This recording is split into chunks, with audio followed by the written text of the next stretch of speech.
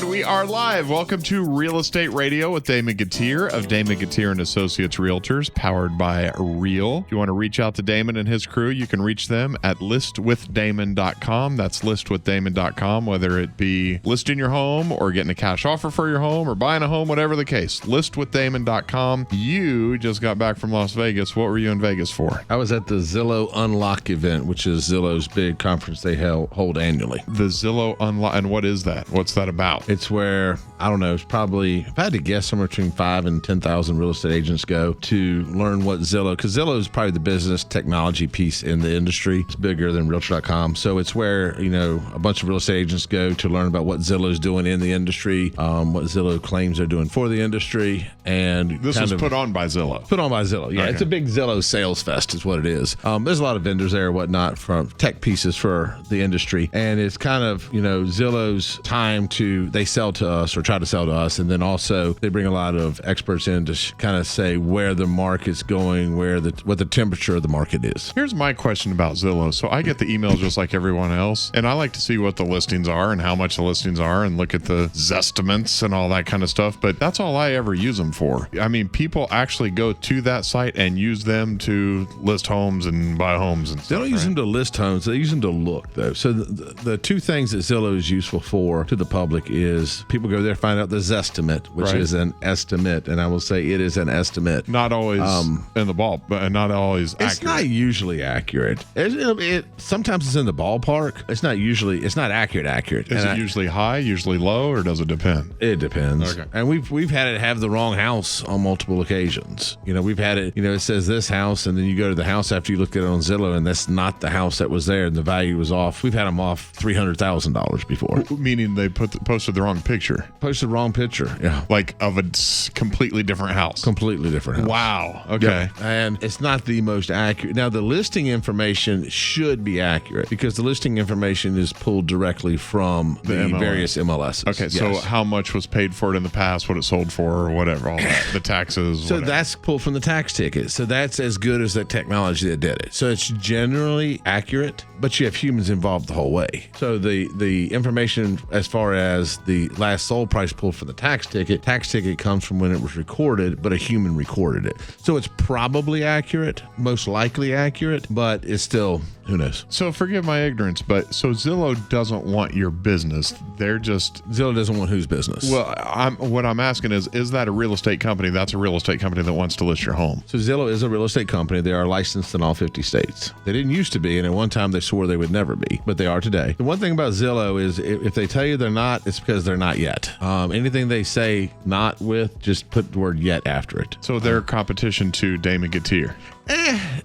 Not currently, they're not. They will be, but not currently. Zillow is, what Zillow wants is to get paid. So Zillow's traded on the stock market, okay? Yeah. And unfortunately, as you know, the stock market is not satisfied with market saturation. Like once you're market saturated, you can't sell anymore. That's it. And the stock market doesn't like that. They want, you know, stock to go up. They want increasing revenues. And so Zillow's constantly having to tweak their sales package, their business model to get more business. And so as they keep tweaking it, because they reached saturation years ago, but as they keep tweaking it, they're buying up their competitors. So they bought Showing Time, they bought Follow Up Boss, which is a huge CRM. I use that CRM, which is a contact relationship management software system. They bought them for $500 million 2 years ago.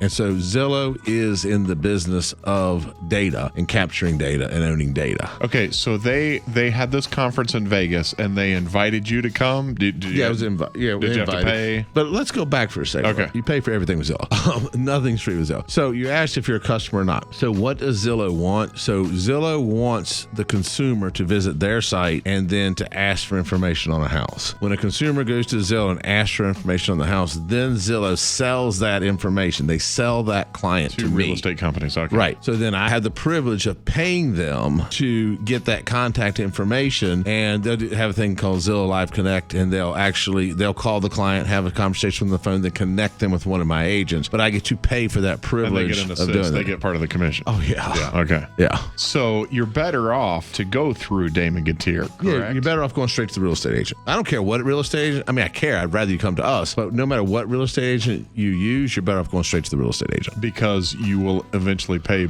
more, I suspect. The problem is there's only so much pie. And, if you want the absolute best service, I'm not going to say you get less service that way, but there's less tools available to an agent to use when they're divvying up their pie more. And especially if you're listing your house, you want it marketed well. Like you've met Christina, she's in here with the studios with us now, and we do a ton of marketing. We do really good photos. We do everything we can to present the house in the best flavor that we can. Yeah. But as resources get more limited because you're paying out more money to third parties, then there's less you can do. Got it. So what kind of topics did they cover? So Zillow, you pay to get into the seminar for them to teach you what, or try to educate you to what, or try to sell you on what? Well, what they try to sell you on is more services. Like they try to sell us on, which Christina and I were just talking about. They want us to do showcase listings on every house, which is insanely expensive. And that is to 3D tour of the house. And on those, if you go into Zillow and look, they're neat. I mean, they have virtual staging. Like you can go into a house and say, I want to see what it would look like country western, and it'll actually click a button, and those houses that paid for that, you can change all the decor to country western, or you can do modern or change all the decor to modern. And so, it's virtual staging. The problem with virtual staging is that it says that bid will fit. Will it?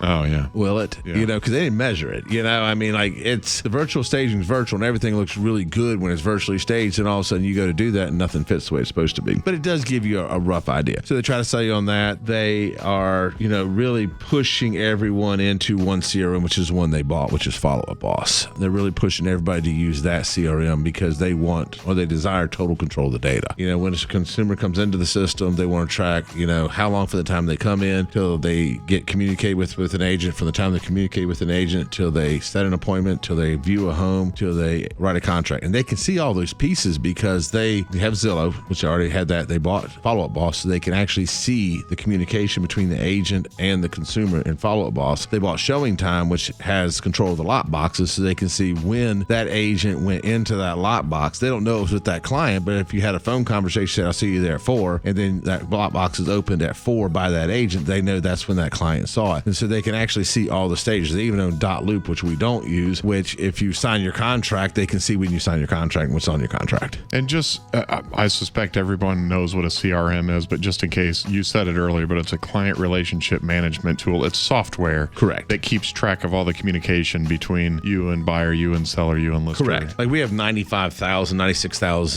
individuals in our system that we've used a CRM for communication for 20 plus years. Yeah, and you need it for, just even scheduling to make sure that you are helping your clients the way they need to be and keep it in constant contact with them. Correct. So that things don't fall through the cracks. So They try to get you to purchase their CRM. Do they educate you? Do they talk about things? Do they talk about consumers and markets? Yeah, they brought in experts. They have their own experts. They brought in experts. And, some of the things that were interesting, and you and I hear this all the time, everybody's waiting for the market to go down. They want interest rates to go back down to 2%, and they're waiting for the market to adjust. And I've said this for years that, interest rates never should have been 2.5%, 3%. 4%. They never should. It'll never be there again, will it? I don't think it'll ever be there again. It should not have been there. It was artificially low. It created a problem that there is a man-made problem, and man's paying the price. An inventory problem. Yeah, it made an inventory problem. Because everybody could buy a house, everybody jumped on, and now there are no houses. And there's a residual effect, because if someone has a house at 2.5%, 3% interest, they don't want to sell it now, even though they may want to or need to, because they don't want to pay the higher interest rate for the new home because of the shock of the payment. So everybody's waiting for interest rates to go down. And so Zillow, their expert, and then the outside Zillow industry experts that were there, the economists that were there, do not see any interest rates hitting anything below 6%. Like 6% is kind of going to be the bottom they see interest rates for the next year and a half. That's number one. Number two is they expect appreciation, house prices to rise about 1.7% next year. And everybody's like, well, that's not a lot.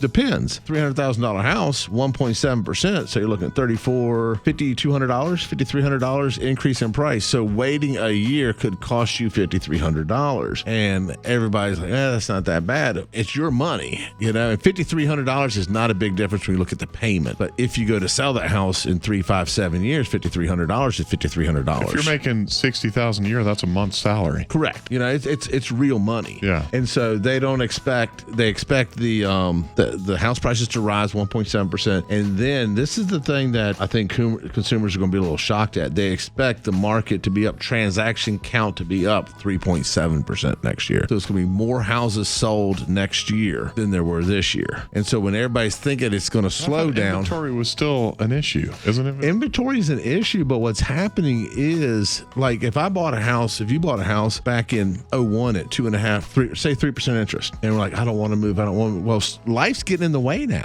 I have to. Yeah. Why? Because I got job transfers. I got married. I got divorced. I had children. Six things that happen in life. Those things happen. Now, we've been postponing those things for a couple of years now, but some people, it's just, sorry, tell me the 6 things again. People get married, people get divorced, people have children, you have death, job transfers, and then the other downsize. Okay. Downsize. All right. And so those things happen in all markets. Well, how long do you postpone those waiting for the perfect market? And so, look, I don't know when the absolute bottom was, probably 01, 02, somewhere in there. We're going on 3 to 4 years past that. Okay. And if one of those things has happened to you, how long are you postponing? So that's why there's going to be the increases, because at some point you just got to call it what it is and just move. Well, let's talk more about here in the next segment. I want to talk more about the expectation and appreciation of homes, because I want to get into a little bit more of that. In the meantime, if you want to get a hold of Damon Gettier, get your home listed. If you want a cash offer for your home, you can reach him at listwithdamon.com. That's listwithdamon.com.